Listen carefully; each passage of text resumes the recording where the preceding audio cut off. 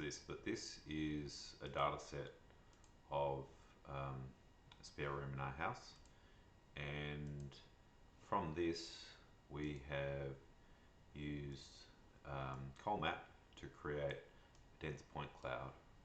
And so to show you where the camera poses are, here's the sparse point cloud, and we can see each of those little red points is where the camera was posed. So they're all, you know, less than 70 centimeters off the ground, and so that's probably the only points where the virtual reality trips field will work out well.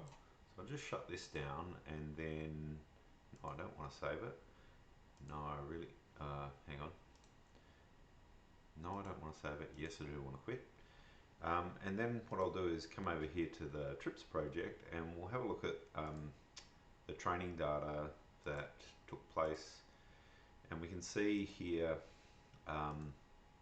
we've got the output image, and then we've got the target image, right? So if you're looking at the output image, you'll just notice here that there's a little bit less detail on the wall, and in the target image you can see that there's a little bit more detail.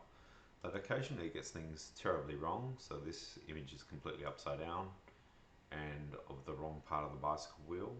And so when training the model, you start out with the output looking like garbage on the first iteration, and then as you go through more and more iterations, the best image looks more and more like the output, looks more and more like the target each time until you get up to the 600 step, and then you can try it out in the viewer.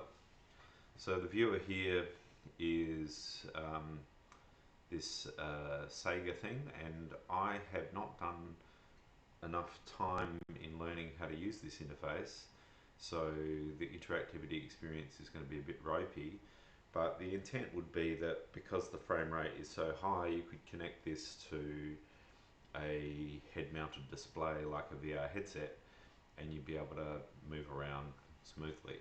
So I'll just have a try here. I'm hitting F2 on the keyboard to move, and hopefully if I move forward and use the middle mouse button to move around, let's move up over there and sideways a bit, we can move through this field, rotate the view a little bit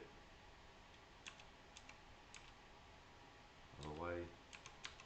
Now I've made a mess, but you get the idea that I can move around through this trips field, and it's quite realistic looking compared to comparable technologies like Gaussian splatting or others. So there we go.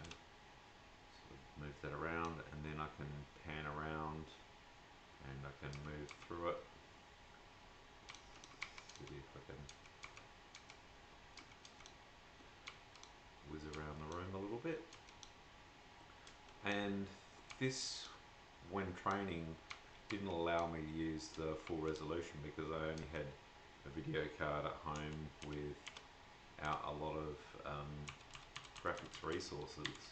But you can see that this Radiance field is feeling pretty real, and it really feels like if this was, as I showed before, had more cameras and the image had more parts of the point cloud where it wasn't just blank, we would probably end up with something which, instead of just having a flat color and holes going to grey, we would have a more complete image, and we'd be able to move more freely through it if